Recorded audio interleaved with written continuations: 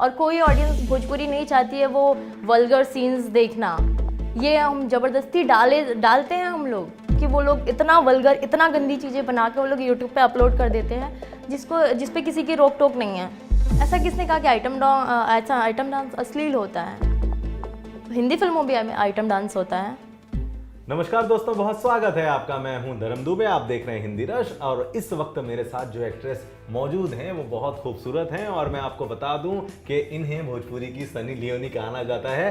सनी सिंह से हमारी बात हो रही है। कैसी हैं आप? I am good. तो सनी लियोनी का खिताब आपको भोजपुरी इंडस्ट्री में मिला है, तो क्या आप इस खिताब से खुश हैं? हाँ, काफ़ी ज़्यादा अच्छा लगता है कि कंपैरिजन किया जाता है कि I am look like Sunny Leone, तो एक अच्छा फील होता है। और एक भोजपुरी इंडस्ट्री में मेरी अलग पहचान है, भोजपुरी सनी लियोन, तो लाइक बहुत प्राउड भी फील होता है। अच्छा, और कुछ बताएं अपने बारे में, कैसे भोजपुरी इंडस्ट्री में यहाँ आना हुआ? क्योंकि ज़्यादातर लोग तो टीवी में काम करना चाहते हैं, टेलीविज़न में, बॉलीवुड फिल्मों में काम करना चाहते हैं, लेकिन भोजपुरी में आप यहाँ पर आई, ऐसी क्या खास दिखी चीज़ें आपको? मुझे एक्टिंग करना बहुत अच्छा लगता था। मुझे ऐसा फील होता था कि मैं फिल्म इंडस्ट्री में काम करूँ। ऐसा कोई पर्टिकुलर था नहीं कि मुझे हिंदी करना है या टीवी करना है या भोजपुरी करना है। एक चांस मिला तो मैंने कर लिया।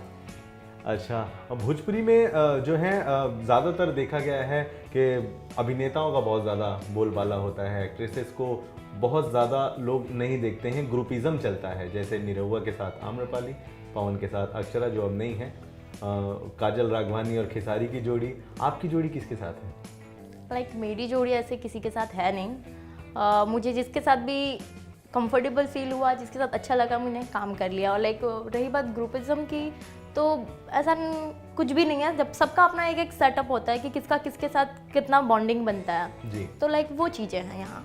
अच्छा, ये बताइए कि आइटम सॉन्ग कितना ज़रूरी है एक भोजपुरी फिल्म के लिए? ज़्यादातर आपके आइटम सॉन्ग्स यहाँ पे देखने को मिलते हैं। भोजपुरी फिल्मों में मोस्टली हर फिल्म में आइटम सॉन्ग्स होते हैं, तो मुझे नहीं लगता कि इतना ज़रूरी है, क्योंकि फिल्म की स्टोरी के हिसाब से अगर आप आइटम सॉन्ग डालें तो वो ज़्यादा बेटर लगता है। और अननेसेसरी आप चीज़ें अगर आप फिल्म में डाल रहे हो तो उससे फिल्म पे काफ़ी असर पड़ता है।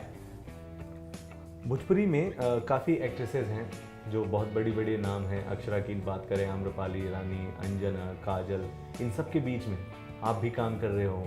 कितना मुश्किल होता है अपने आप को संजो के रखना? बहुत डिफ़िकल्ट होता है, क्योंकि वो लोग तो मुझसे काफ़ी सीनियर्स हैं, काफ़ी एक्सपीरियंस्ड हैं, तो बहुत टफ़ चीज़ें हैं कि हमको क्या चीज़ कैसे करनी है, बट फिर भी कर लेते हैं। कैसे काम ढूंढती हैं आप? क्या ज़रिया होता है? मोस्टली मुझे काम तो मेरे काम को देख के ही काम मिलता है, और बाकी मेरे पीआरओ हैं तो इसके थ्रू काम होता रहता है। अच्छा, ये बताइए, खेसारी लाल यादव हैं, पवन सिंह हैं, निरहुआ हैं, 3 बड़े बड़े सुपरस्टार यहाँ पर हैं, तो किन के साथ अभी तक आप काम कर चुकी हैं और किन के साथ अभी काम करना बचा है या आगे का कोई प्लानिंग है? काम तो मैं वैसे तीनों लोग के साथ कर चुकी हूँ, but not as an heroine, but as an character. उनके फिल्म में एक कैरेक्टर मैंने करा हुआ है, तो तीनों का अपना नेचर, एक अलग अलग जगह अपना अपना नेचर है। और अभी दिनेश जी के साथ एक फिल्म करने जा रही हूँ एज अ हीरोइन, उनके अपोजिट, तो I am happy for that. Pawan Singh और अक्षरा सिंह का विवाद तो आपको पता ही होगा, धीरे धीरे बहुत बड़े लेवल पर चीज़ें हो गई हैं। आप कैसे देखते हो इस विवाद को? सबका एक पर्सनल रीज़न होता है, पर्सनल इश्यूज होते हैं, तो उन लोग का पर्सनल मैटर है, तो आई थिंक उन दोनों को ही पढ़ना चाहिए। हम लोग को उसमें पढ़ के कोई मतलब नहीं है। लेकिन इतने दिन बाद अचानक अक्षरा का बाहर निकल कर बोलना, आपको सही लगता है ये चीज़ें? सही तो नहीं लगता है, बट अगर इंसान को किसी चीज़ से प्रॉब्लम हो रही है तो उसको बोलना चाहिए, चाहे वो थोड़ी देर के बाद ही बोले। ओके, पवन सिंह के साथ भी आपने बताया आपने काम किया है। आपके साथ कभी इस तरह की कोई बदतमीजी हुई हो या पवन सिंह आपको ख़राब लगे हो, या जो आरोप है उसमें ज़रा भी सच्चाई लग रही है आपको? ऐसा लगता है पवन सिंह उस तरह के इंसान हैं? मेरे साथ तो कभी ऐसा नहीं हुआ, बट मे भी हो सकता है। मैंने जैसा कि आपको कहा कि सबकी अपनी अपनी बॉन्डिंग होती है, सबकी अपनी अपनी, सबके साथ किसी के साथ जमता है, किसी के साथ नहीं जमता है, तो हो सकता है चीज़ें सही भी हो, बट मेरे साथ ऐसा अभी तक कुछ नहीं हुआ। अश्लीलता लोग कहते हैं कि भोजपुरी इंडस्ट्री से हटा देनी चाहिए, क्योंकि परिवार के साथ फिल्में नहीं देखी जाती।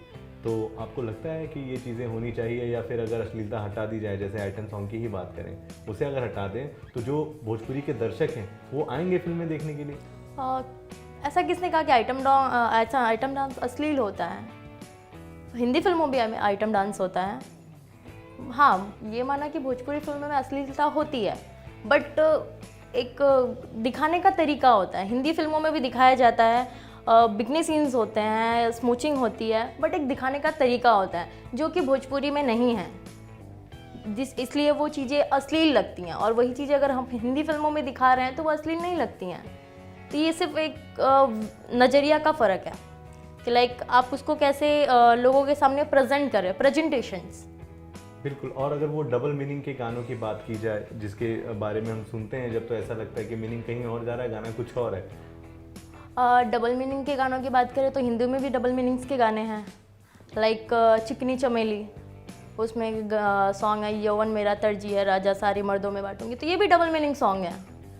तो एक वो मैंने जैसे कहा कि प्रेजेंटेशंस का पे फ़र्क पड़ता है, तो चिकनी चमेली सॉन्ग को वैसे प्रेजेंट किया गया है। उस गाने का अगर एक्चुअल मीनिंग निकाला जाए तो वो है डबल मीनिंग सॉन्ग है, क्योंकि जिसको प्रॉपर हिंदी पता होगी उनको ही उन शब्दों के मतलब पता होंगे। वैसे ही भोजपुरी के सॉन्ग्स हैं तो वो डबल मीनिंग होते हैं। जैसे कि मोस्टली फिल्मों में ये चीज़ें नहीं होती हैं, बहुत कम होती हैं। जो भोजपुरी मोस्टली बदनाम है, वो बदनाम है एल्बम्स की वजह से, जो कि वो लोग इतना वल्गर, इतना गंदी चीज़ें बना के वो लोग यूट्यूब पे अपलोड कर देते हैं, जिस पे किसी की रोक टोक नहीं है। ओके, तो आपका कहना है का मतलब ये है कि अलग नज़रिए से भोजपुरी को देखा जा रहा है, जबकि बॉलीवुड में वो चीज़ें होती हैं। बॉलीवुड में वो चीज़ें होती हैं और भोजपुरी में भी होती हैं, दोनों जगह होती है। लाइक एक प्रेजेंटेशन कि लाइक मैंने आपको दिखाया कि वहाँ 2 व्यक्ति खड़े हैं तो आपने वही देखना है। अगर मैंने बोला वहाँ 1 व्यक्ति खड़े हैं तो आपने एक ही को देखना है। तो लाइक वो प्रेजेंटेशन का फ़र्क है कि हम ऑडियंस के सामने कैसे प्रेजेंट कर रहे हैं चीज़ें। हम जैसे प्रेजेंट करेंगे ऑडियंस वही चीज़ देखेगी, और कोई ऑडियंस भोजपुरी नहीं चाहती है वो वल्गर सीन्स देखना। ये हम ज़बरदस्ती डालते हैं हम लोग, क्योंकि कोई फैमिली नहीं देखने जाती भोजपुरी फिल्म। और मोस्ट जितनी भी भोजपुरी फिल्में हैं एक बहुत अजीब सी थिएटर्स में लगती हैं। हम लोग प्रमोशंस के लिए जाते हैं वहाँ पे, तो देखते हैं कि लाइक वो थिएटर्स में कोई पान खाएगा वहीं थूक देगा, लाइक एक मैनेजमेंट भी नहीं है यहाँ पे। तो कौन चाहेगा कि वैसे थिएटर्स में जाके कोई फिल्म देखे। बिल्कुल। कितना सेफ है एक एक्ट्रेस के लिए भोजपुरी इंडस्ट्री? ऐसा कहा जाता है कि यहाँ पर काफ़ी दबंगई है, माफियागिरी चलती है और एक्ट्रेसेस काफ़ी परेशान रहती हैं। आपने भी देखा होगा, ऐसा कुछ देखा है? नहीं, मुझे तो मेरी इंडस्ट्री मुझे बहुत सेफ फील होती है। ये सारी चीज़ें आपके ऊपर डिपेंड करते हैं कि आप कैसा किसके साथ बिहेव कर रहे हो।